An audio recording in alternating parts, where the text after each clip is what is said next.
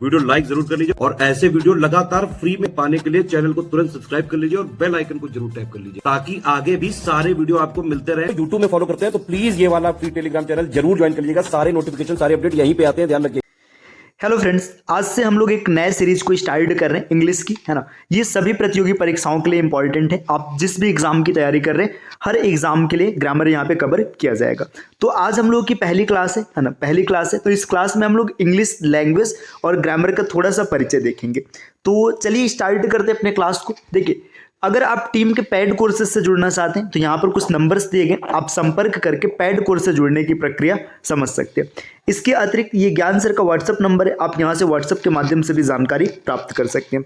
चलिए अब बढ़ते हैं आगे क्लास की ओर। देखिए, यहाँ पे सबसे पहले चर्चा किया गया इंग्लिश की, है ना। इंग्लिश क्या है? देखिए, जब कभी भी कोई भी चीज़ सीखना होता है तो सबसे पहले उसके बारे में एकदम अच्छे से समझ लेना चाहिए, जिससे आपको सीखने में आसानी हो। तो देखिए, हम लोग अगर बात करेंगे इंग्लिश क्या ना, तो इंग्लिश एक लैंग्वेज है। इंग्लिश क्या होता है? इंग्लिश एक लैंग्वेज होता है। अब लैंग्वेज है तो लैंग्वेज को सीखने के लिए हमें क्या करना पड़ेगा? तो लैंग्वेज को सीखने के लिए ना हमारे पास 4 स्टेप्स हैं। अगर इन 4 स्टेप्स को आप फॉलो करते हैं तो किसी भी लैंग्वेज को आप बड़ी आसानी से सीख सकते हैं। इसमें देखिए, लैंग्वेज सीखने का स्टेप क्या है? सबसे पहले लिसनिंग होता है ना। लिसनिंग, आपको भाषा को सुनना पड़ेगा, है ना। इसके बाद दूसरा जो स्टेप होता है ये होता है स्पीकिंग, है ना। आपको खुद से बोलने का प्रयास करना पड़ेगा। तीसरा जो स्टेप होता है ये स्टेप होता है रीडिंग, और जो चौथा स्टेप होता है ये स्टेप होता है राइटिंग। अगर ये 4 स्टेप पर आप काम करते हैं तो इंग्लिश को आप बड़े आसानी से सीख लेंगे, आपको किसी भी प्रकार की दिक्कत नहीं होगी। अब देखिए, इंग्लिश क्या है? इंग्लिश एक लैंग्वेज है। लैंग्वेज को सीखने के लिए हमें 4 स्टेप्स को फॉलो करना पड़ेगा: लिसनिंग, स्पीकिंग, रीडिंग और राइटिंग। अब देखिए, जो हमारा एग्जाम होता है, जो एग्जाम में क्वेश्चंस आते हैं, वो इंग्लिश में इन 2 स्किल्स पर आधारित होते हैं, रीडिंग एंड राइटिंग, है ना। इंग्लिश में कभी भी जो पेपर में क्वेश्चंस आते हैं वो लिसनिंग और स्पीकिंग के नहीं होते हैं। अब स्पीकिंग के प्रश्न वहाँ पे आपका साक्षात्कार मतलब इंटरव्यू है तो अलग बात है, अन्यथा देखिए ये चीज़ जो है आपके पेपर में देखने के लिए नहीं मिलता है। तो यहाँ पर हमें 2 चीज़ सीखना है, रीडिंग एंड राइटिंग, है ना। तो चलिए अब आगे बढ़ते हैं, देखते हैं रीडिंग और राइटिंग का क्या पैटर्न होने वाला है। देखिए, अब यहाँ पर थोड़ी सी चर्चा की गई ग्रामर के बारे में। देखिए, ग्रामर की बात करें, ग्रामर क्या होता है? ग्रामर वो स्किल होता है जो किसी भी भाषा को सही और उचित क्रम में लिखना और समझना सिखाता है। मतलब देखिए, यहाँ पे जो रीडिंग एंड राइटिंग की स्किल है ना, ये रीडिंग एंड राइटिंग वाली स्किल सीखने के लिए आपको क्या आना चाहिए? ग्रामर आना चाहिए, है ना। अगर आपको ग्रामर आता है तो आपके रीडिंग एंड राइटिंग की स्किल अपने आप इंप्रूव होने लगेगी। इसीलिए हम लोग इंग्लिश के ग्रामर की चर्चा करेंगे। तो देखिए, अब हम लोग बात करते हैं थोड़ा सा ग्रामर के बारे में। देखिए, ग्रामर जो होता है ना, ग्रामर भी 2 तरीके का होता है, 2 तरीके का। अब ये आप बोलेंगे ये तो मैं नई चीज सुन रहा हूँ, है ना।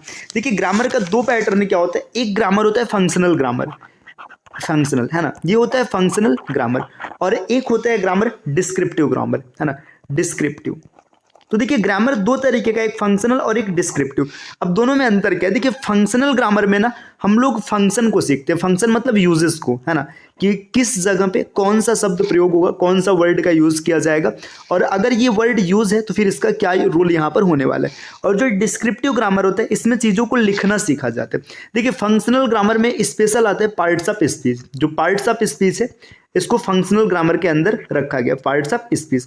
अब इसके बाद क्या होता है? जो डिस्क्रिप्टिव ग्रामर होता है, इसमें जैसे आपका टेंस हो गया, टेंस को शामिल किया गया, वॉयस हो गया, वॉयस के बाद नरेशन हो गया, है ना, नरेशन के बाद जो क्वेश्चन टैग होता है, इन सबको यहाँ पर शामिल किया गया है। तो देखिए, ग्रामर को हमने 2 पार्ट्स में क्लासिफाई किया है ना। एक फंक्शनल ग्रामर, यहाँ पे फंक्शन के बारे में समझा जाएगा, और दूसरा होता है डिस्क्रिप्टिव ग्रामर। यहाँ पर ग्रामर को लिखना सीखेंगे हम लोग, कि ग्रामर को जैसे टेंस हो गया, वॉयस हो गया, नरेशन हो गया, क्वेश्चन टैग हो गया, ये सब चीज़ यहाँ पर सीखेंगे।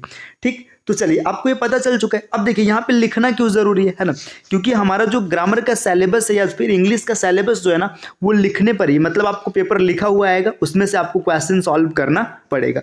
चलिए अब बढ़ते हैं आगे अगले स्लाइड पर। देखिए, यहाँ पे डेटा लिखा है स्क्रिप्ट, है ना। स्क्रिप्ट की कहानी क्या है? अब देखिए, आपने अभी पीछे पढ़ा था कि इंग्लिश क्या है? इंग्लिश एक लैंग्वेज है ना, इंग्लिश एक लैंग्वेज है ना। जब ये लैंग्वेज है तो लैंग्वेज को जब लिखना होगा तो लिखने के लिए किसी विशेष साइन का प्रयोग किया जाता है। जैसे आज के दौर में जब ए बोला जाता है तो ए आप ऐसे लिखते हैं, बी के लिए आप ऐसे लिखते हैं, सी ऐसे लिखते हैं, मतलब ये अपर केस है ना, इसमें ऐसे लिखा जाता है। या आप लोअर केस में जाएंगे तो लिखने के लिए हम लोग ए ऐसे लिखते हैं, है ना, बी ये होता है, सी ये होता है। तो देखिए, जब ए बोला गया तो आपने ये एक स्पेशल टाइप का सिंबल बना दिया, ये ए के लिए। बी बोला गया तो आपने ये सिंबल बना दिया, सी बोला गया तो आपने एक अलग सिंबल बना दिया। तो देखिए, जब कभी भी कोई वर्ड बोला जाता है, जैसे मैंने बोला जी, आपने ये सिंबल बना दिया, या फिर आप ऐसा सिंबल बनाएंगे, है ना। तो जब जी बोला गया तो आपने ऐसा सिंबल बना दिया। तो ये जो स्क्रिप्ट होता है ना, इसी को स्क्रिप्ट कहते हैं। स्क्रिप्ट क्या होता है? किसी भी भाषा को जिस सिंबल के तौर पे प्रदर्शित किया जाता है उसी को स्क्रिप्ट कहा जाता है। जैसे हिंदी में देखिए, हिंदी में आपने अवश्य पढ़ा होगा कि हिंदी की लिपि देवनागरी होती है। जो हिंदी है, हिंदी की लिपि देवनागरी है। इसी तरीके से इंग्लिश की लिपि की अगर बात करेंगे तो इंग्लिश की जो लिपि है, जो स्क्रिप्ट है ना, स्क्रिप्ट है रोमन स्क्रिप्ट, है ना। तो आप इसको आसानी से याद रख सकते हैं, है ना। चलिए तो और आगे बढ़ते हैं। देखिए अब यहाँ पर देखिए नेक्स्ट हम लोग और समझते हैं, तो रुकिए थोड़ा सा यहाँ पे। चलिए देखिए अब हम लोग आगे बढ़ते हैं और चर्चा करते हैं। देखिए स्क्रिप्ट का मतलब होता है, कुछ सिंबल्स की बात की जाती है। स्क्रिप्ट का मतलब ये सिंबल्स होते हैं, है ना। ये स्पेशल टाइप के सिंबल होते हैं जिन सिंबल की सहायता से क्या किया जाता है, ये अनुमान लगाया जाता है कि यहाँ पर क्या चीज़ लिखा गया। जब तब अब देखिए अब और भी आगे बढ़ेंगे। अब ये जो सिंबल है ना, इंग्लिश में जो होता है, इंग्लिश लैंग्वेज में 26 सिंबल है, मतलब 26 सिंबल है, या फिर जिसको आप लेटर बोल लीजिएगा, 26 लेटर है ना। इन्हीं लेटर के ग्रुप को हम लोग कहते हैं अल्फ़ाबेट। अल्फ़ाबेट, देखिए अल्फ़ाबेट क्या, आपको ये समझ में आ गया, आपने पढ़ा होगा, है ना। मतलब 26 लेटर का जो ग्रुप होता है इंग्लिश लैंग्वेज में, उसी को अल्फ़ाबेट कहा जाता है। अब एक 26 लेटर को दो ग्रुप में बांटा गया। एक होता है वॉवेल, है ना, इसको वॉवेल्स पढ़ते हैं, वॉवेल्स, है ना। और दूसरा होता है कॉन्सोनेंट, है ना, कॉन्सोनेंट। यहाँ पे इसको दो ग्रुप में डिवाइड किया गया। जो वॉवेल्स होते हैं, वॉवेल्स इसको कहते हैं, इनकी संख्या 5 होती है, और जो कॉन्सोनेंट्स होते हैं इनकी संख्या 21 होती है। अभी आपको पता होगा, बताने की कोई विशेष जरूरत नहीं। जैसे देखिए ए, ई, आई, ओ और यू, ये 5 वॉवेल्स होते हैं। और कॉन्सोनेंट की बात करेंगे B, C, D, F, G, H, J, K, L, M, N, P, Q, R, S, T, V, W, X, Y और जेड। ठीक, यहाँ पे हम लोग सेमी वाउल्स की चर्चा नहीं कर रहे हैं, है ना। तो देखिए जब कभी भी स्क्रिप्ट की बात करेंगे, स्क्रिप्ट का मतलब सिंबल होता है वो सिंबल जिसकी सहायता से जो ओरल साउंड होता है उसको मतलब कॉपी पे लिखा जाता है, उसको हम लोग स्क्रिप्ट कहते हैं, है ना। 26 लेटर्स हैं जिनके ग्रुप को अल्फाबेट कहते हैं। अल्फाबेट को दो पार्ट में डिवाइड किया गया, वॉवेल्स एंड कॉन्सोनेंट्स। वॉवेल्स की संख्या है 5, कॉन्सोनेंट की संख्या है 21, है ना। ए, ई, आई, ओ, यू ये वॉवेल्स हैं।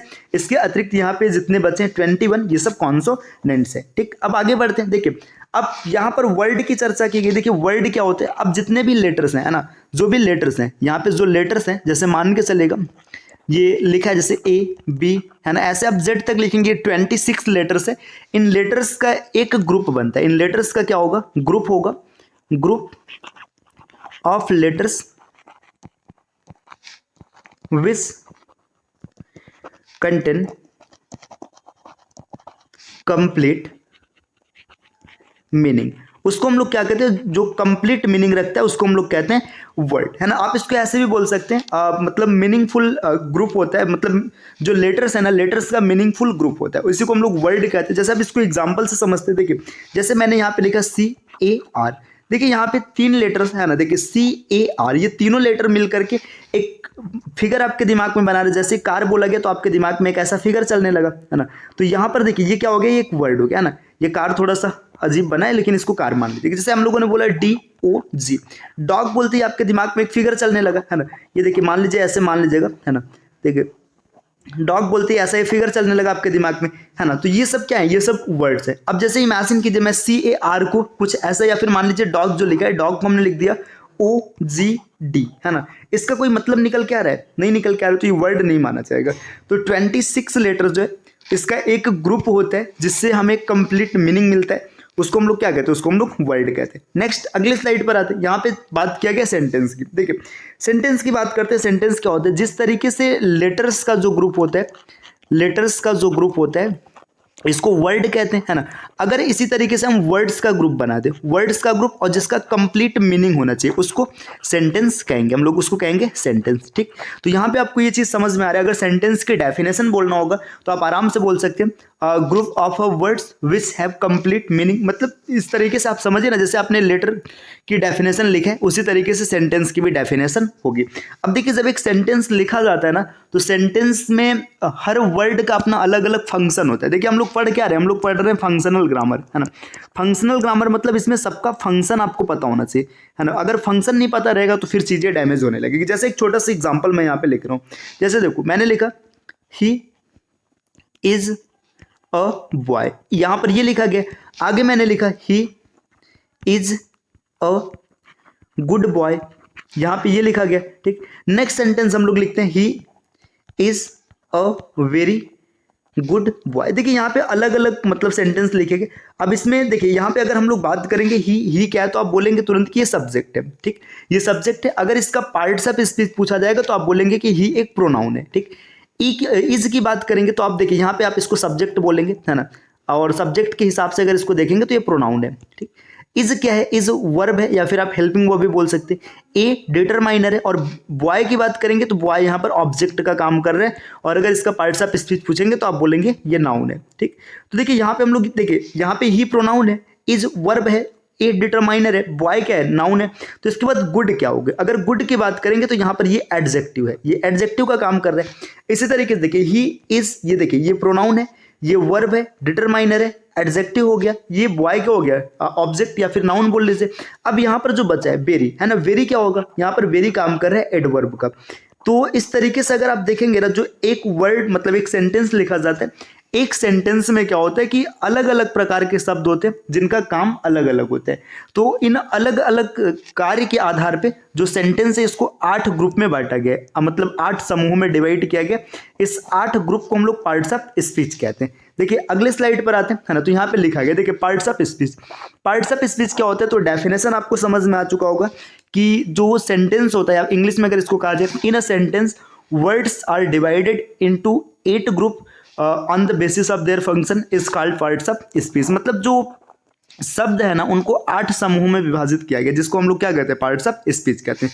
तो यहाँ पे पार्ट्स ऑफ स्पीच का नाम लिखा गया, noun, pronoun, adjective, verb, adverb, preposition, conjunction और इंटरजेक्शन। अभी अगर हम लोग थोड़ा थोड़ा चर्चा करें इन सब के बारे में, बहुत विस्तार से नहीं, हल्का फुल्का। देखिए नाउन क्या होता है, जितने भी नेमिंग वर्ड्स हैं, है ना, जितने भी नेमिंग वर्ड्स हैं, है ना, नेमिंग वर्ड्स, इनको हम लोग कहते हैं नाउन, है ना। ये नेमिंग वर्ड्स क्या है, नाउन है। इसके बाद प्रोनाउन की बात करेंगे। प्रोनाउन क्या होता है, ये ना प्लेस ऑफ नाउन, मतलब प्लेस ऑफ नाउन जितनी चीजें प्रयोग होती है, प्लेस ऑफ नाउन मतलब नाउन के स्थान पर यूज होने वाले, है ना, इज यूज्ड। नाउन के स्थान पर जितनी चीजें यूज की जाती है उसको प्रोनाउन कहेंगे। एडजेक्टिव क्या होता है, एडजेक्टिव जो होता है ना, ये क्वालिफाई करता है, मतलब विशेषता बताता है। किसकी विशेषता बताता है, नाउन या प्रोनाउन, इसकी बात है, ठीक। वर्ब की बात करेंगे तो वर्ब क्या होता है, वर्ब एक्शन के बारे में बताते हैं, कार्य के बारे में बताते हैं। अब देखिए एडवर्ब की बात जब करेंगे डिटेल में, तो एडवर्ब क्या करता है कि लगभग पूरे पार्ट्स ऑफ स्पीच को क्वालिफाई करता है, यहाँ तक कि कई बार सेंटेंसेस को भी क्वालिफाई करता है ना। लेकिन यहाँ पे बेसिकली हम लोग लिख रहे हैं कि वर्ब को क्वालिफाई करेगा, जो इसका विशेष काम होता है, ये वर्ब को क्वालिफाई करना होता है, वर्ब को क्वालिफाई करता है, ठीक। प्रीपोजिशन की बात करेंगे। प्रीपोजिशन क्या होता है, देखिए प्रीपोजिशन ये रिलेटिंग वर्ड है। रिलेटिंग वर्ड मतलब ये रिलेशन बताने का काम करता है, ये रिलेटिंग वर्ड है ना। इसके बाद कंजंक्शन, कंजंक्शन क्या करता है, ये कनेक्शन करने का काम करता है, मतलब दो क्लॉज, वर्ड, सेंटेंसेस, इन सबको जोड़ने का कार्य करता है। और जो इंटरजेक्शन होता है, इंटरजेक्शन में सडन फीलिंग, जितनी भी सडन फीलिंग्स होती हैं इनको यहाँ पर प्रस्तुत किया जाता है। तो देखिए ये पार्ट्स ऑफ स्पीच में क्या चीज़ें आपको देखने के लिए मिलेगी, इसकी हम लोगों ने थोड़ी थोड़ी सी चर्चा की है। देखिए अब एक चीज़ ध्यान दीजिएगा, यहाँ पे जितनी चीज़ें लिखी गई है ना, ये ऐसा नहीं कि 100% हर बार सत्य होगा। आपको देखना पड़ेगा कि सेंटेंस में उसका फंक्शन क्या है, क्योंकि ये पार्ट ही है फंक्शनल ग्रामर का। बिना फंक्शन के आप क्लियर नहीं कर पाएंगे। जैसे मैं आपको छोटा सा एक एग्जाम्पल दिखाता हूँ। देखिए जैसे मैंने यहाँ पे एक सेंटेंस लिखा, देखिए राम या फिर रुके लिखते हैं रोहन वेंट टू होम, है ना। मैंने लिखा रोहन वेंट टू होम, एक सेंटेंस से लिखा। मैंने लिखा देखिए ही या फिर रोहन ही लिखते हैं, रोहन बॉट अ होम। देखिए यहाँ पे 2 सेंटेंस हम लोगों ने लिखा है, ठीक। अगर इसमें मैं पूछूं आपसे, है ना, ये होम है मतलब थोड़ा सा ज्यादा हो गया, देखिए समझ। इसमें अगर पूछा जाए देखिए रोहन क्या है, तो रोहन आप बोलेंगे सब्जेक्ट है। अगर इसका पार्ट्स ऑफ स्पीच पूछा जाए तो आप बोलेंगे नाउन है, ठीक। यहाँ पर रोहन नाउन है, यहाँ पर भी रोहन नाउन है, कोई दिक्कत नहीं। देखिए वेंट, अगर वेंट की बात करेंगे तो वेंट यहाँ पर क्या हो जाएगा, वेंट यहाँ पर वर्ब हो जाएगा, है ना। ये वर्ब का काम कर रहा है और बॉट भी यहाँ पर क्या हो जाएगा, वर्ब हो जाएगा, ठीक। अब देखिए असली खेल यहाँ पर, देखिए यहाँ पर जो होम है ना, ये होम काम कर रहा है एडवर्ब का। ये होम काम कर रहा है एडवर्ब का, और यहाँ पर जो होम है ये होम काम कर रहा है नाउन का। देखिए एक ही वर्ड है, ये जो होम है ना, यहाँ पर भी होम है, यहाँ पर भी होम है। यहाँ पर होम ने काम किया एडवर्ब का और यहाँ पर होम ने काम किया नाउन का, है ना। तो ये फंक्शनल ग्रामर होता है। आपको कभी भी ऐसा नहीं कि चीज़ों को रट के चलना है कि जैसे आपने पढ़ लिया कि होम मतलब एक होम, ये जो घर है ये भी तो एक नाम है, लेकिन यहाँ पर ये किसका काम कर रहा है, काम कर रहा है एडवर्ब का। तो ये फंक्शनल ग्रामर है, इसको डिटेल में हम लोग सीखेंगे एक एक करके, एक एक पॉइंट को कवर किया जाएगा, कुछ भी नहीं छूटेगा। आप किसी भी एग्जाम की तैयारी कर रहे हैं, ये क्लास आपके लिए अत्यंत महत्वपूर्ण होगी और आपकी भरपूर सहायता होगी इसमें, है ना। तो इस प्रकार के वीडियोस आपको लगातार मिलते रहेंगे, बस इसके लिए आपको चैनल को सब्सक्राइब करना है। मिलते हैं नेक्स्ट वीडियो में कुछ नए इन्फॉर्मेशन के साथ, तब तक के लिए take care, bye bye and thank you.